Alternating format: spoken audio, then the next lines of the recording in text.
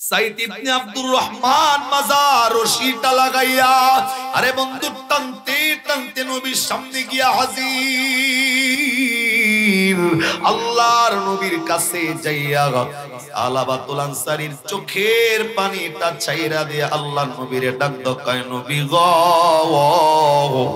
আপনি আমার যে দায়িত্বটা দিয়া আমার বন্ধুরে তাবুকের যুদ্ধের ময়দানে নিয়ে গেছেন, হে পয়গম্বর আমি তো আপনার আমানত রক্ষা করতে পারি নাই, আপনার রেখে যাওয়া আমানতের খেয়ানত করে ফেলছি।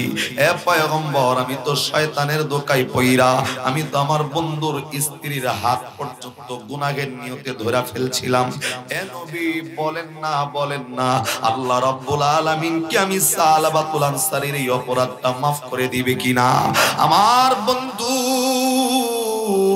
আল্লাহর নবী সালাবার চেহারাটার দিকে তাকাইয়া ডাক দকায়, তোমার কাছে তোমার বন্ধুর ওয়াইফকে আমি আমানত রাইখা গেলাম, তুমি কোন কারণে তার স্ত্রীর হাতটা গুনাহের নিয়তে ধরলা? তুমি তো আমানতের খেয়ানত করছো। আরে সালাবারি তুই যে আমানতের খেয়ানতটা করছো, আমি নবী তোরে বলবো তোর গুনাহ মাফ হইব কি হইব না জানা নাই, কিন্তু তুই আমানতের খেয়ানত করার কারণে আমি নবীর সামনেও থাকবি না। এই মুহূর্তে আমি নবীর সামনে থেকে তোর মতো না ফরমান বের হয়ে চলে যা। আওয়াজ করে বলেন না নাউযুবিল্লাহ। আজ থেকে ১০০০ বছর আগে আল্লাহ রাব্বুল আলামিন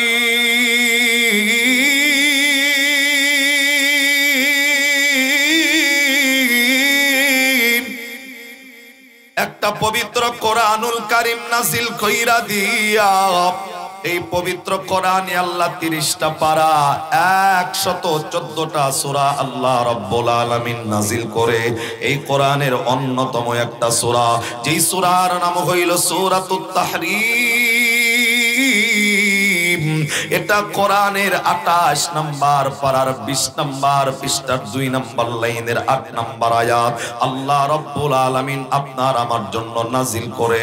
আল্লাহ মানুষদেরকে ডাক দিয়া বললেন, ইয়া আইয়ুহাল্লাযীনা আমানু তুবু ইলাল্লাহি তাওবাতান নাসুহা আসা রাব্বুকুম আইয়ুকাফিরা আনকুম সাইয়্যাতিকুম ওয়া ইউদখিলাকুম জান্নাতিন তাজরি মিন তাহতিহাল আনহার। আওয়াজ করে কন্যা আল্লাহু আকবার। আমার ভাইরা, আমার বন্ধুরে, এই আয়াতের মধ্যে কেবলমাত্র শুধুমাত্র আল্লাহ রাব্বুল আলামিন কাদেরকে ডেকেছেন? পৃথিবীর মধ্যে আল্লাহ কোরআনটা নাজিল করে অন্যান্য আয়াতের মধ্যে আল্লাহ সকল শ্রেণী পেশার মানুষদেরকে ডেকেছেন। আল্লাহ অনেক আয়াতে কাফেরদেরকে ডেকেছেন, অনেক আয়াতে আল্লাহ মুনাফিকদেরকে ডেকেছেন, অনেক আয়াতে আল্লাহ রাব্বুল আলামিন বেঈমানদেরকে ডেকেছেন, অনেক আয়াতের মধ্যে আল্লাহ শুধুমাত্র ইয়া আইয়ুহান নাস শব্দটা ব্যবহার করে সকল মানুষদেরকে ডেকেছেন। কিন্তু এই আয়াতের মধ্যে আল্লাহ কেবলমাত্র শুধুমাত্র আল্লাহ রাব্বুল আলামিনের কাছে মনোনীত বান্দা যারা, এই আয়াতের মধ্যে আল্লাহ শুধুমাত্র ঈমানদারকে ডাক দিয়া, আল্লাহ সম্মানিত ব্যক্তিদেরকে ডাক দিয়া আল্লাহ বলেন, ইয়া মানে হে আইয়ুহাল্লাযীনা আমানু, হে সম্মানিত ঈমানদার, আমানু তুবু ইলাল্লাহি তাওবাতান নাসুহা। আল্লাহ ঈমানদারকে ডাক দেয়, ঈমানদার শুনে নাও, শুনে নাও, হায়াতের জিন্দেগিতে চলার মধ্য দিয়া শয়তানের ধোঁকায় পড়ে যদি অন্যায় হইয়া যায়, শয়তানের ধোঁকায় পড়ে যদি তোমার গুনাহ হইয়া যায়, শয়তানের আশ্রয় কুমন্ত্রণায় যদি গুনাহ করে থাকো, আল্লাহ এই আয়াতে আপনার আমার মতো ঈমানদারকে ডাক দেয়, ঈমানদার আমানু তুবু ইলাল্লাহি তাওবাতান নাসুহা, যদি বান্দা গুনাহ হয়ে যায়, তুমি ইমানদার হইলেও একবার আমি আল্লাহর দিকে ফিরে আসো, একবার আমি আল্লাহর কাছে এসে আমি আল্লাহরে ওয়াদা দাও, আল্লাহ আমি যে অপরাধটা করছি আমি গুনাহগার, আল্লাহ আমি তোমার কাছে আশ্রয় চাই, আমি তোমার কাছে মাপ চাই। আল্লাহ ডাক দকায় তুবু ইলাল্লাহি তাওবাতান নাসুহা। যদি বান্দা মাপটা চাওয়ার মতো চাইতে পারো, আল্লাহ তাদের জন্য ডাক দকায় আসা রাব্বুকুম আইয়ুকাফিরা আনকুম সাইয়্যাতিকুম ওয়া ইউদখিলাকুম জান্নাতিন তাজরি মিন তাহতিহাল আনহার। ইমানদার গুনাহ হইয়া গেলে যদি মাপ চাওয়ার মতো চাইতে পারো, আমি আল্লাহ ওয়াদা দিয়া জানাইয়া দিলাম, অন্তরের নিয়তটা যদি সহি কইরা মাপটা চাও, আমি আল্লাহ তোমাদের জন্য জান্নাতটা রেডি কইরা রাখবো। জবান বন্ধ নয়, আর একবার আওয়াজ করে বলেন না সুবহানাল্লাহ। এই ভালো করে বুঝতে হবে আগে। আল্লাহ বিভিন্ন আয়াতে, আল্লাহ এক আয়াতে মুনাফিকদেরকে ডাকছেন, আল্লাহ রাব্বুল আলামিন এক আয়াতে আম মানুষদেরকে ডাকছেন, এক আয়াতে আল্লাহ কাফেরদেরকে ডাকছেন। কিন্তু এই আয়াতই স্পষ্ট আল্লাহ ঈমানদারকে ডাক দিল, এই ঈমানদার, গুনাহ যদি হয় তুবু ইলাল্লাহি তাওবাতান নাসুহা, যদি তওবাটার মতো তওবা করতে পারো, আমি আল্লাহ এক নম্বরে তওবা কবুল কইরা গুনাহ মাফ কইরা তোমার জন্য জান্নাতটা রেডি রাখবো। আরেকবার সুবহানাল্লাহ। এবার বুঝলে বলেন তো ভাই, এই যে আয়াত এটা যে নাজিল হইছে, এখানে আপনি আমি যারা বইছি, আপনার আমার বয়স মুরব্বি হইলে সর্বোচ্চ 100 বছরের মুরব্বি আছেন, কিন্তু আল্লাহ যে আয়াতটা নাজিল করলো এটা 1500 বছর আগে আয়াত নাজিল করছে। 100 বছরের বয়স হলো আপনার, আর 1500 বছর আগে আল্লাহ এই আয়াত নাজিল করলো। ইমানদারদের জন্য ডাক দকা, ইমানদার ভুল যদি হয়ে যায়, গুনাহ যদি হয়ে যায়, মাপটা চাইও। মাপ চাওয়ার লগে লগে তওবা সহি হইলে মাফ কইরা জান্নাতটা রেডি রাখবে কে? আজকের এই নলসন্দার মানুষ, নাগরপুরের মানুষ দুনিয়াতে আইসা যে গুনাহ করবে এটা কে জানে? কথা কয় না। যদি আল্লাহ না জানতো তাহলে 1500 বছর আগে এই গুনাহগারের জন্য আয়াত নাজিল করার কোনো প্রয়োজন ছিল? নাগরপুরের মানুষ আরেকটা কথা মনে রাখবেন, শয়তান মাত্র একটা অপরাধের কারণে শয়তান হইছে। তাও তার অপরাধটা কি ছিল? আল্লাহ আদম বানায় বলছে যে সেজদা দাও, শয়তান বলছে যে আদম মানুষ মাটি দিয়ে তৈরি হইছে, এটা কয়েকদিন আগে মাত্র জন্ম নিল, আমি তারে সেজদা দেব কেমনে? আমি তো আগুনের তৈরি, আমার দাই উপরের দিকে যাবে আর মাটি উপর দিকে ঢিল দিলে নিচে পড়ে, আমি তো তারে সেজদা করতে পারি না। আল্লাহ ডাক দকা, বেটা সেজদা করবি না, তোর গলার মধ্যে শয়তানের লানত পড়বে। উনি মেনে নিছেন যে আমি তারপরে সেজদা করতে পারবো না। অস্বীকার করার পর তার মানে বোঝা যায় একটা হুকুম অমান্য করার কারণে আজাজিল ফেরেশতার থেকে শয়তানে রূপান্তরিত হয়েছে। এই শয়তান যখন শয়তান হয়ে গেল, আল্লাহর ওপেন চ্যালেঞ্জ করছে শয়তানে। আল্লাহরে ডাক দেখায়, আল্লাহ আমার গলায় যেহেতু শয়তানের লানতটা পড়াইলা, আজকের পর থেকে তোমার এই আদম বান্দা কেমনে জান্নাতে যায় আমি কিন্তু দেখা দিব। নাউজুবিল্লাহ কন্না গিল্লিগা আল্লাহরে চ্যালেঞ্জ করে শয়তানে, আল্লাহ এই মানুষ কেমনে জান্নাতে যায় আমি কিন্তু দেখা দিব। আল্লাহ ডাক দেখায়, কি করবি বল? শয়তান ডাক দেখায়, তোমার বান্দারে কখনো ভালো কাজ করতে দিব না, খালি গুনাহ করাবো, গুনাহ করাবো, গুনাহ করাবো, গুনাহ করা করে একটা বান্দাকে জাহান্নামে নিব। তো আল্লাহ ডাক দেখায়, গুনাহ করাবি তারপরে কি করবি? কয় তারপরে গুনাহ করাবো, তারপরে গুনাহ করাবো। আল্লাহ ডাক দেখায়, দিলে আমারটা শোনেবার। শয়তান ডাক দেখায়, আল্লাহ তোমার আবার কোনটা? আল্লাহ ডাক দেখায়, বেটা তুই যে আমার বান্দারে দিয়া গুনাহ করাবি, গুনাহ করাবি, করাবি, করাবি, করাবি, ওই বান্দা একবার আমি আল্লাহর কথা যদি মনে হয় যে আল্লাহ আমি অপরাধ করছি, ভুল করছি, ওই বান্দা সারা জীবনের গুনার কথা স্মরণ করা একবার যদি আমি আল্লাহর কাছে মাপ চাই, আমি আল্লাহ ওয়াদা দিয়া জানায় দিলাম, ওই বান্দারে যতই গুনাহ করাস তুই একবার মাপ চাইলে লগে লগে আমি আল্লাহ ওই বান্দার জিন্দেগীর গুনাহ মাফ করে তার রহমতের কোলে দেব।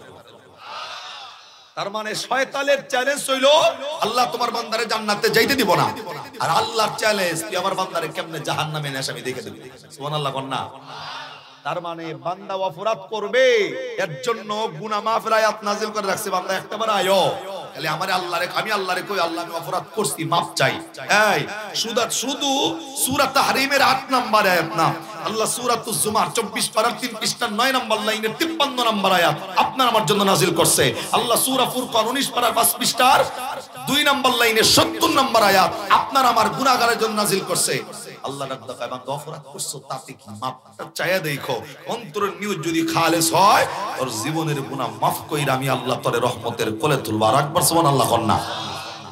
সম্মানিত ভাইরা, শুধু মানুষ গুনাহ করে না, আসমানের আল্লাহ রাব্বুল আলামিনের নবীর যে সাহাবায়ে কেরাম ছিল, সাহাবায়ে কেরামের মাধ্যমেও মাঝে মধ্যে গুনাহ হয়ে গেছে।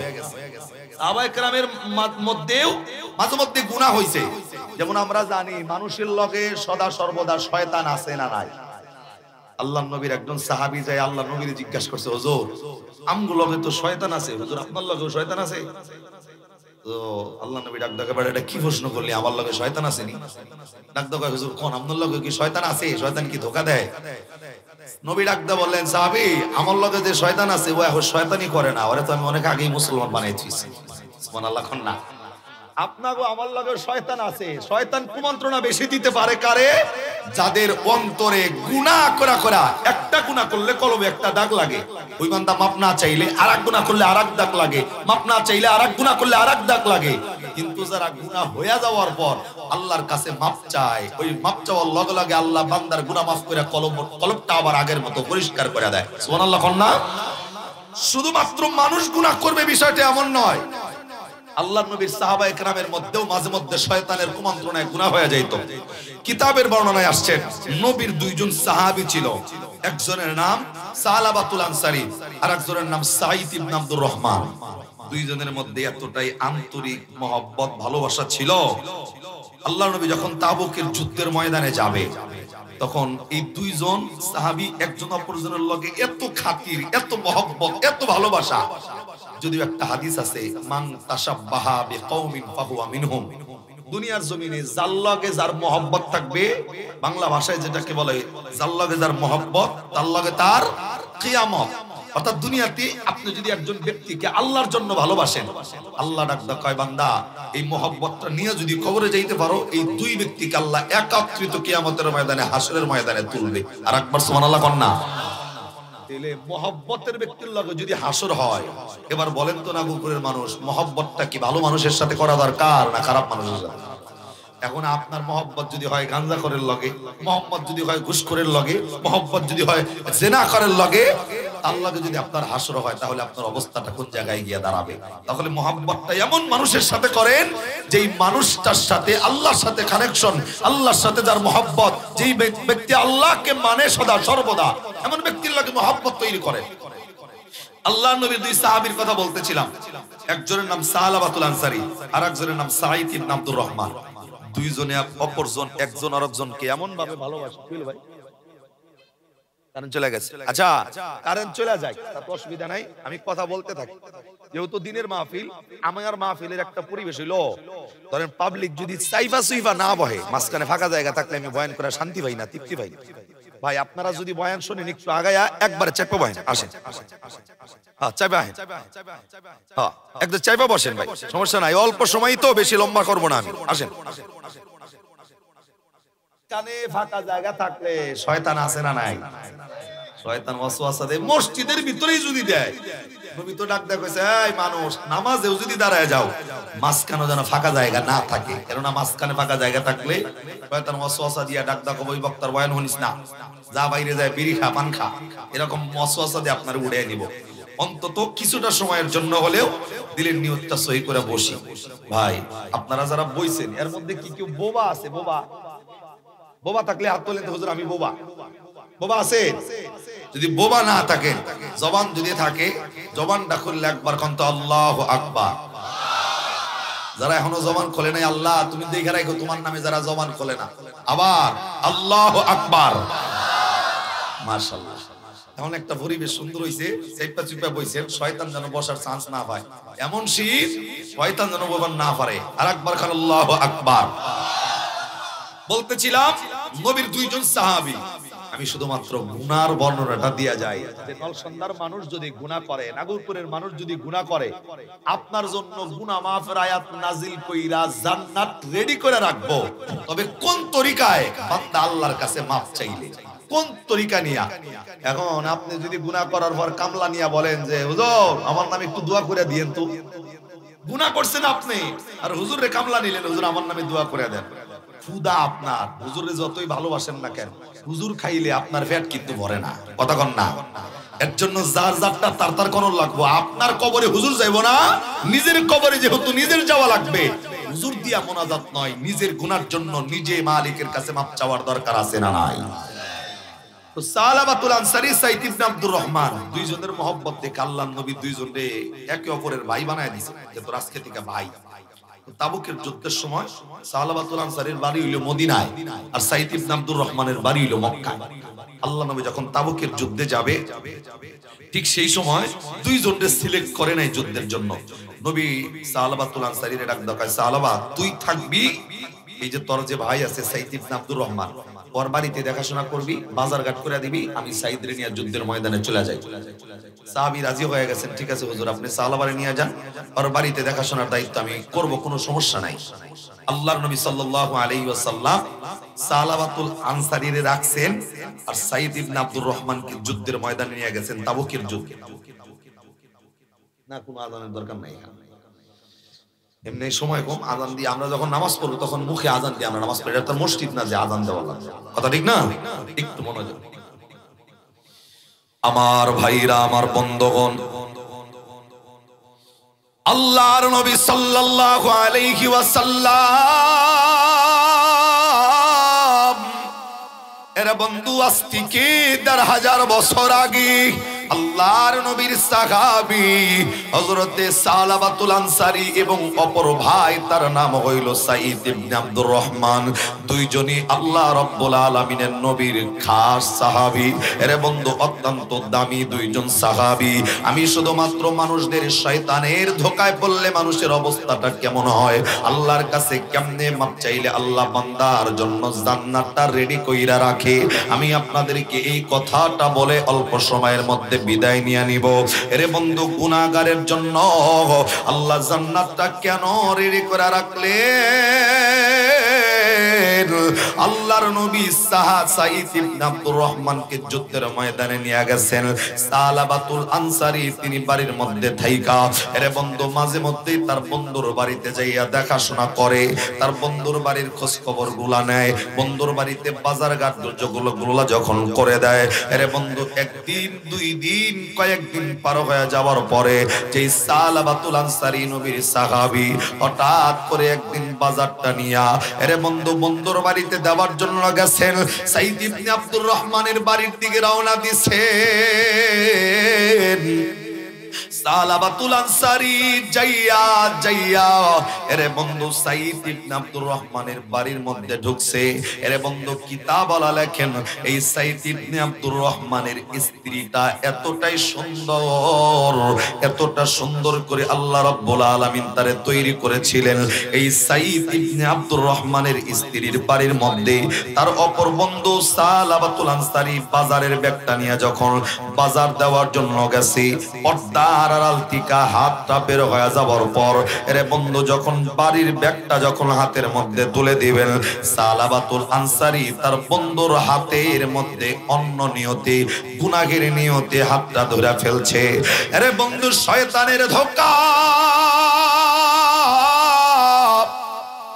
সাহাবীর অন্তরের মধ্যে এমন ভাবে দিয়েছেন, শয়তান সালাবাতুল আনসারীর ডাক দিয়া বললেন, সালাবা এমন একটা সুবর্ণ সুযোগ তুমি পেয়েছো, তোমার বন্ধু সাইদ ইবনে আব্দুর রহমান বাড়িতে নাই, তোমার বন্ধু রাইব বাড়িতে একা। এ সালাবারে এমন সুবর্ণ সুযোগ আর কোনোদিন পাবা না, এখনই সুযোগ যদি চাও। তোমার বন্ধুর স্ত্রী দেখতে অত্যন্ত সুন্দর, এই লোকটার সাথে যদি গুনাহের কাজটা করো এই মুহূর্তে কেউ জানবে না। এই সুবর্ণ সুযোগ কিন্তু হাত ছাড়া করা যাবে না। এর বন্ধু শয়তানের ধোঁকা সালাবাতুল আনসারীর কলিজার মধ্যে লেগে গেছে, অন্তরে শয়তান ধোঁকা দিয়া বোকা বানায় ফেলছে। সালাবাতুল আনসারী বাড়ির মধ্যে যাইয়া এর বন্ধু তার ভাই তার বন্ধুর ওয়াইফের হাতটা যখন গুনাহের নিয়তে ধরেছেন, ধরার সাথে সাথে এর বন্ধু পর্দার ভিতর টিকা সাইদ ইবনে আব্দুর রহমানের স্ত্রী সালাবারে ডাকতা কয়া, সালাবা আমি এই বাড়িতে রেখে যাওয়া নবীর আলামত তোমার বন্ধুর রেখে যাওয়া আমানত তার স্ত্রী আমি, তুমি কোন মতলব নিয়ে আমার হাতটা ধরছো? এ সালাবারি নবী তোমার উপর বিশ্বাস করে আল্লাহর নবী তোমার বন্ধুর স্ত্রীকে আমানত হিসাবে রাখছে, তুমি গুনাহের নজর দিয়া তুমি গুনাহের মতলব নিয়ে তোমার হাতটা বাড়ায়া দিলা। এ সালাবা, অন্তরের মধ্যে কি আল্লাহ রাব্বুল আলামিনের জাহান্নামের আগুনের ভয় নাই? অন্তরের মধ্যে আল্লাহর জাহান্নামের আগুনের ভয়টা কি নাই? নবী যদি চইলা আসে, তুমি যে আমানতের খেয়ানত করতেছো, আল্লাহর নবীর কাছে কি জবাবটা তুমি দিবা? এরে বন্ধু, জাহান্নামের ভয় কি তোমার মধ্যে নাই? আল্লাহর ভয় কি তোমার মধ্যে নাই? কিয়ামতের ময়দানে আল্লাহর কাঠগড়ায় দাঁড়ায়া কি জবাব দিবা আমানতের খেয়ানত করার কথা? আমার ভাইরা, সালাবাতুল আনসারী, এরে বন্ধু, শুধুমাত্র জাহান্নামের ভয়ের কথা শুনে অন্তরের মধ্যে আল্লাহর ভয়টা সাথে সাথে ঢুকে গেছে, জাহান্নামের ভয়টার সাথে সাথে অন্তরের মধ্যে ঢুকে গেছে। হাতটা ছাইরা দিয়া, এরে বন্ধু, চোখের পানিটা ছাইরা এই সালাবাতুল আনসারী চিৎকার করে করে আল্লাহরে ডাকতেছেন, আল্লাহ, আমি নবীর সাহাবী হইয়া নবীর দেওয়া আমানত আমি রক্ষা করতে পারলাম না। এ আল্লাহ, আমি তো অন্যায় কইরা ফেলছি, আমি তো আমার বন্ধুর স্ত্রীর হাত ধইরা ফেলছি। আল্লাহ, আমি তো গুনাহগার, আল্লাহ, আমি তো গুনাহ কইরা ফেলছি। আল্লাহ, কেমনে কেমনে তোমার সামনে কিয়ামতের ময়দানে দাঁড়াবো? আল্লাহ, কেমনে তোমার জাহান্নামের আগুন সহ্য করব? আমার ভাইরারি, আল্লাহর নবীর সাহাবী মালিকের দিকে তাকাইয়া, আকাশের দিকে তাকাইয়া বারবার আল্লাহরে ডাক দেখায়, আল্লাহ, আমি যে অপরাধটা করলাম, আল্লাহ, এই অপরাধের ক্ষমা কি তোমার কাছে পাবো কিনা? আল্লাহ, এই গুনাহের মাপ কি আমি তোমার কাছে পাবো কিনা? কথাটা বইলা আকাশের দিকে তাকাইয়া চোখের পানি ছাড়তেছেন আর চিৎকার করে করে যখন আল্লাহকে ডাকতেছিল, আরে বন্ধু, দুনিয়ার জমিনের কোনো মানুষরে জানায় নাই, আল্লাহরে ডাকতেছে আর চোখের পানিটা ছাইরা জঙ্গলের মধ্যে গিয়া সাহাবাতুল আনসারী সিজদায় পড়ে কান্না করতেছে। আরে বন্ধু, কান্না করতে করতে মাত্র কয়েকদিন পরেই আরে বন্ধু তার বন্ধু সাঈদ ইবনে আব্দুর রহমান যুদ্ধের ময়দান থেকে ফিরছে। বাড়ির মধ্যে আইসা ডাক দেখায়, আমার বন্ধু কই? তোমাদের দেখাশোনা কেমন করছে জানাও। তার স্ত্রী ডাক দেখায়, আপনার বন্ধু তুই এই কাজটা করে ফেলছে, শয়তানের তাড়নায় সে তো আমার হাতটা ধরে ফেলছিল। আরে বন্ধু, সালাবাতুল আনসারীর কথা জিগায়, আমার বন্ধু কই বলো? ডাক দেখায়, জানা নাই কোন জায়গায়, তবে আকাশের দিকে তাকাইয়া চিৎকার করে করে জঙ্গলের দিকে হয়তো চলে গেছি। এরে বন্ধু, হইয়া সাহাবাতুল আনসারীকে ডাকার জন্য সাঈদ ইবনে আব্দুর রহমান জঙ্গলের মাঝখানে যাইয়া বন্ধুর দিকে তাকায়া দেখি বন্ধু সামান্য একটু অপরাধের কারণে এরে বন্ধু সিজদায় পড়ে পড়ে চোখের পানিটা ছাইরা দিয়া কান্না করতেছে। সাঈদ ইবনে আব্দুর রহমান এরে বন্ধু সাহাবাতুল আনসারীর কাছে যাইয়া আস্তে করে ডাক দেয়, বন্ধুরে, এরে সালাবা, মদিনায় চল, আর কান্না করার প্রয়োজন নেই, নবীর কাছে চল, নবীর কাছে যায় মাপ চা, আল্লাহর কাছে যায় মাপ চা, আল্লাহ রাব্বুল আলামিন তোর অপরাধ মাফ কইরা দিবি। এরে বন্ধু, ভুল করে ভুল বুঝতে পারার পর চোখের পানি সাইরা দিয়া কাঁদতেছে, অপর বন্ধু মাফ করছে, তারপরেও চোখের পানি সারা বন্ধ হয় না। সালাবারে ডাক দেয়, চল মদিনায় যাই। সালাবা ডাক দেয়, বন্ধু, আমি যে অপরাধটা করছি, আমি কেমনে আল্লাহর সামনে দাঁড়াবো, কেমনে আল্লাহর জাহান্নামের আগুন আমি সহ্য করব, আমি আমার চেহারাটা কেমনে আমার নবীরে দেখাবো। ডাক দেয়, চল মদিনায়। বারবার বলা পরেও সাহাবাতুল আনসারী মাথা উঠায় না। আস্তে করে ডাক দেয়, বন্ধু, আমারে যদি মদিনায় নিতে হয়, আমাকে এমনি হাঁটায়া মদিনাতে নিস না, আমি তো জাহান্নামের গুনাহ করে ফেলছি, জাহান্নামে যাওয়ার মতো গুনাহ অপরাধ করে ফেলছি, আমারে যদি মদিনায় নিতে হয়, আমার দুইটা হাত ঘাড়ের সাথে বেঁধে জাহান্নামের মতো, জাহান্নামী মানুষের মতো আমার মাজার মধ্যে রশি লাগাইয়া টানতে টানতে টানতে আমাকে মদিনায় নিয়ে চল, কেননা আমি সম্মান পাওয়ার যোগ্যতা রাখি না, আমি তো গুনাহগার। যদি আমাকে নিতে হয় জাহান্নামের মানুষের মতো টেনে টেনে নেওয়া লাগবে। আমার ভাইরা, অপর বন্ধু ঠিক এই লোকটার কথা মানার জন্য, সালাবাতুল আনসারীর কথাটা মানার জন্য, এরে বন্ধু ওই সামান্য অপরাধের কারণে দুইটা হাত এমনি গাড়ের সাথে বেঁধে মাজার মধ্যে রশি লাগাইয়া টানতে টানতে জাহান্নামের মতো করে মদিনার দিকে নিয়ে যাওয়া হচ্ছিল। সালাবাতুল আনসারী এখনো চোখের পানির ছাইরা দিয়া কান্না করতেছে। সাইদ রশি দইরা টানতেছে, চল মদিনায়, নবীর কাছে চল।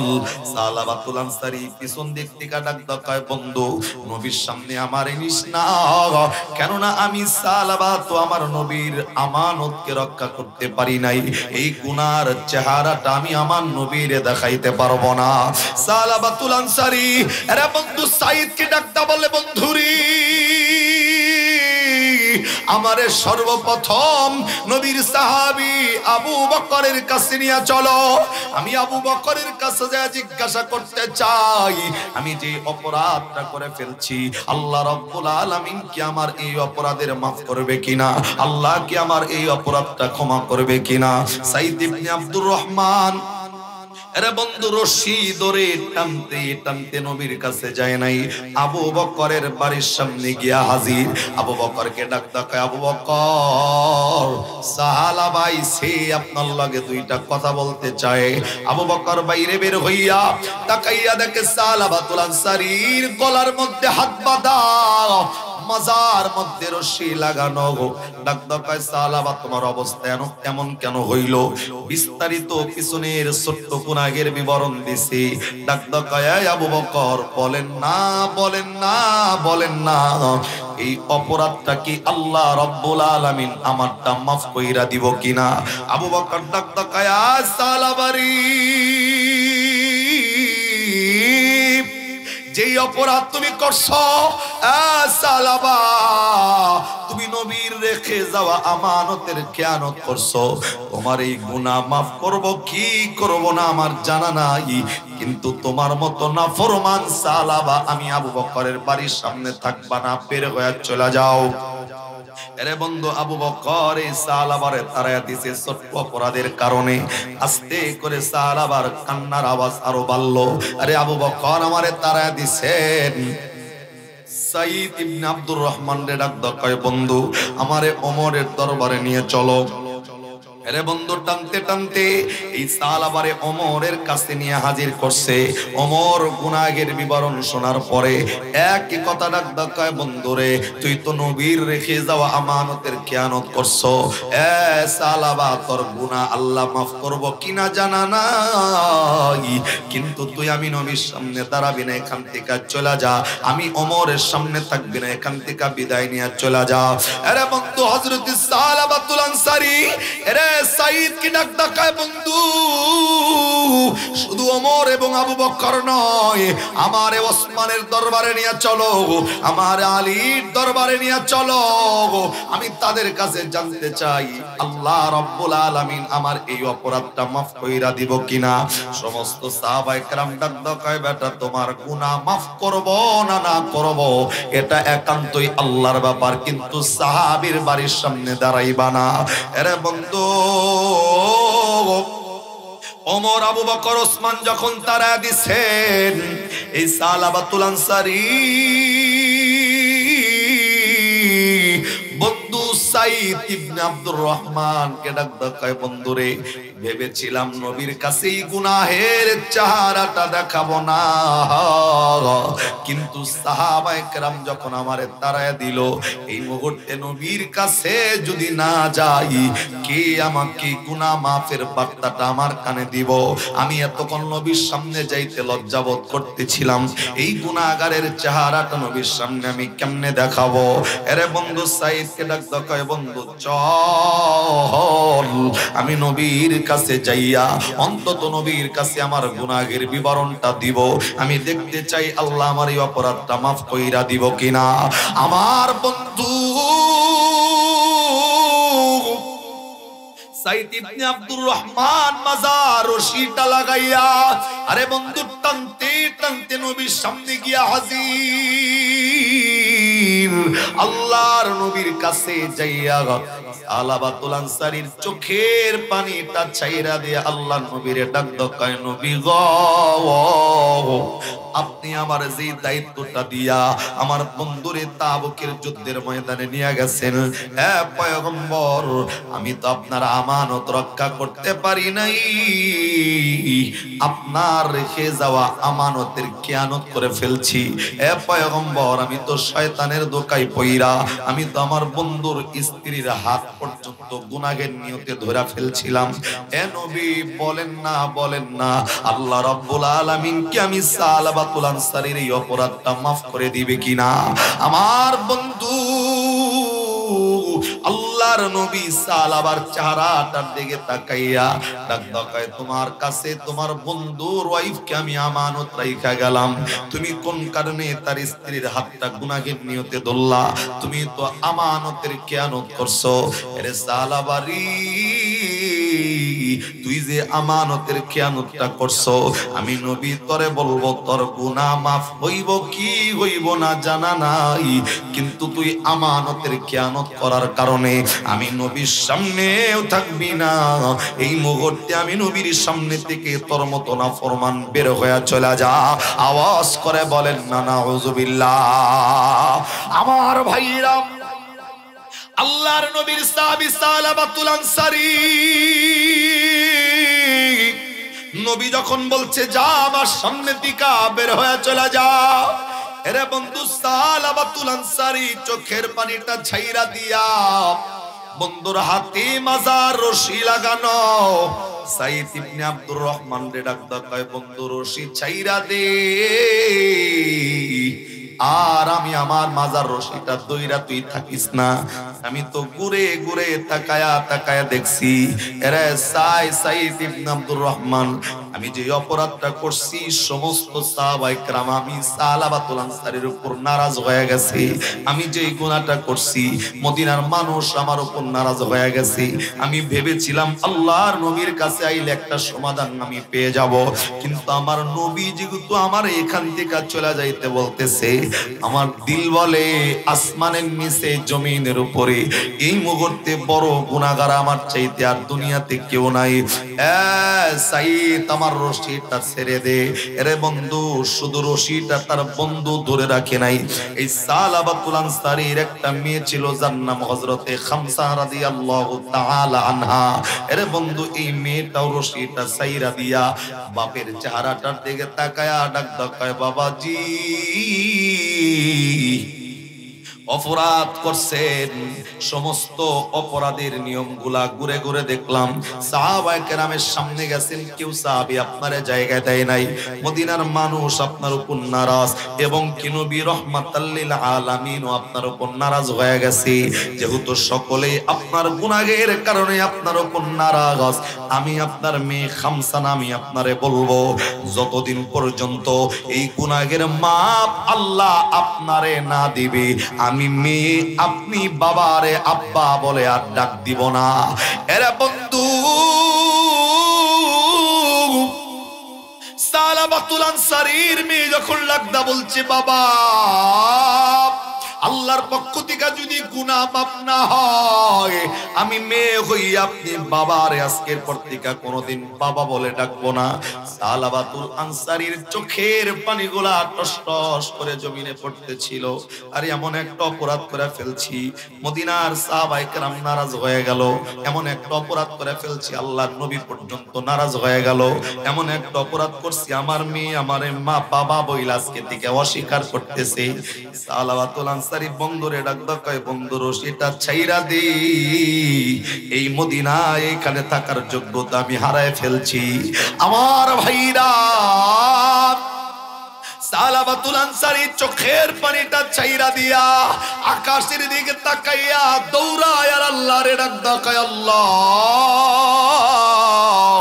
আমি সালাবাজি অপরাধটা করলাম, আমি যে গুনাহটা করছি, আল্লাহ মদিনার মানুষ আমারে তাড়াইলো, আল্লাহ তোমার পয়গম্বর আমারে তাড়াইয়া দিল, আল্লাহ তুমি যদি আমারে তাড়াইয়া দাও, দুনিয়াতে আর একটাও জায়গা নাই যে তুমি আল্লাহর দুনিয়ার বাহিরে যায় চলে যাব।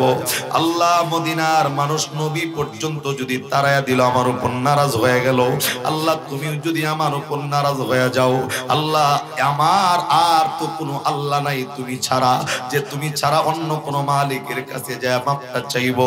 আল্লাহ আমি অপরাধ তো করে ফেলছি, আল্লাহ আমি তো গুনাহ করে ফেলছি, আল্লাহ আমার অপরাধটা কি মাফ করে আমারে কবুল করা যায় না?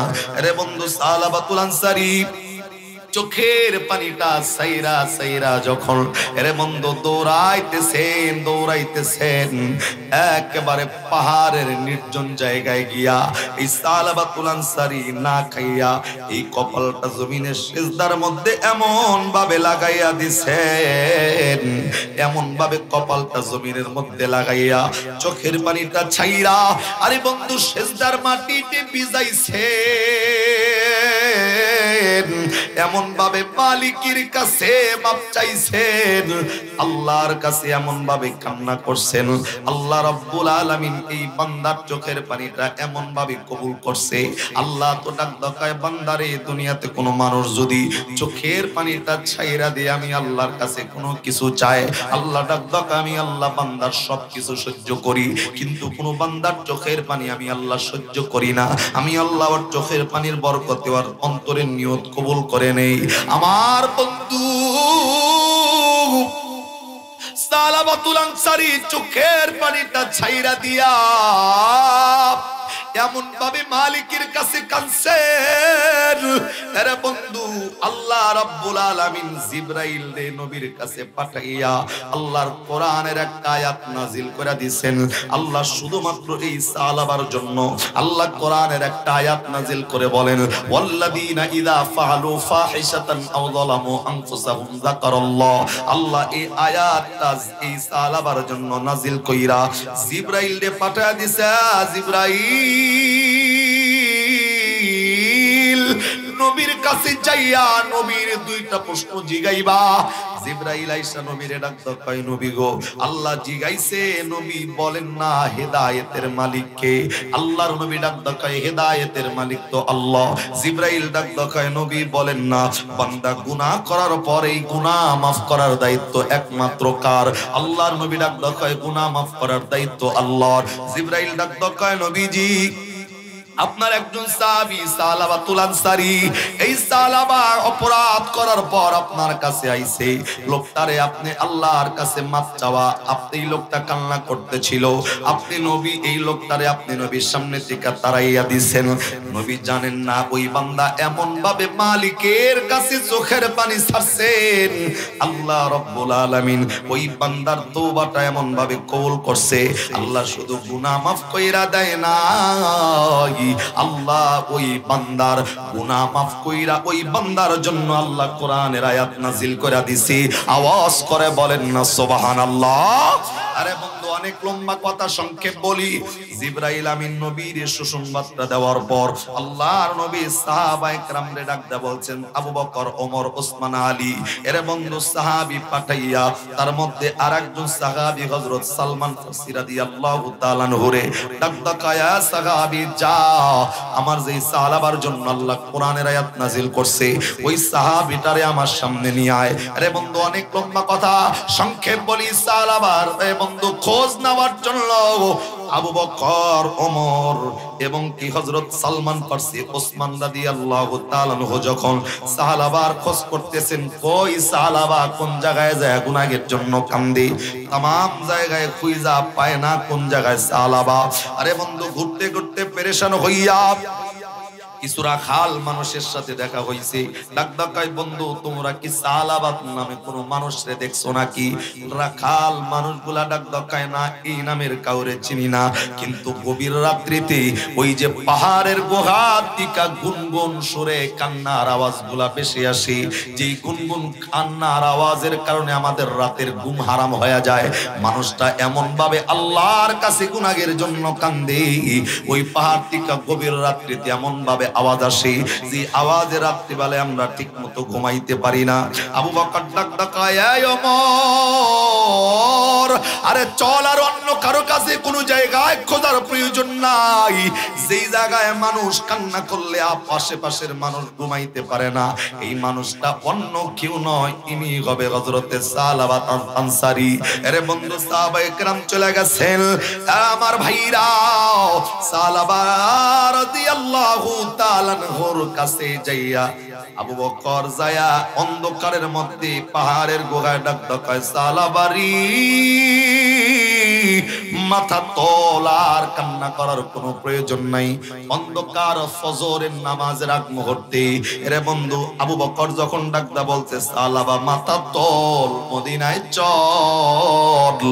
সালাবা মাথা না উঠাইয়া ডাক ডাকায়, আমি জানি আপনি আবু বকর, যদিও অন্ধকারে কিছু দেখা যায় না, কিন্তু আপনার কণ্ঠে আমি বুঝতে পারছি আপনি নবীর সাহাবী আবু বকর। এই আবু বকর, কেন আসছেন বলেন না? আবু বকর ডাক ডাকায়, চল মদিনায়, নবীর কাছে চল। সালাবা ডাক ডাকায়, না না আবু বকর, আমি গুনাহ করছি, আপনি আমারে তাড়াইয়া দিছেন। আবু বকর, ওমর, ওসমান, আলী সকলে আমারে তাড়াইয়া দিছেন, আমার নবী আমারে তাড়াইয়া দিছে। যতক্ষণ পর্যন্ত আল্লাহ আমার গুনাহটা মাফ না করব, আমি সালাবা ততক্ষণ জমিনের দিকে মাথা তুলব না। আবু বকর ডাক ডাকায়, সালাবা মাথা তোল। তোর চোখের পানিটা আল্লাহর কাছে এমন ভাবে কবুল হয়ে গেছে, আল্লাহ শুধু গুনাহ মাফ কইরা দিয়া ক্ষান্ত হয় নাই, আল্লাহ তোর জন্য আল্লাহ পবিত্র কোরআনের আয়াত নাজিল করে দিবেন। আর একবার আওয়াজ করে কন্যা সুবহানাল্লাহ। এরে বন্ধু, সংক্ষেপ আরো সংক্ষেপ করে বলি, সালাবাতুল আনসারীর লগে লইয়া আস্তে আস্তে করে যখন মদিনার কাছে কাছে চলে আসছেন, একেবারে ফজরের নামাজের সময় আল্লাহর নবী ফজরের নামাজের ইমামত দাঁড়ায় গেছেন।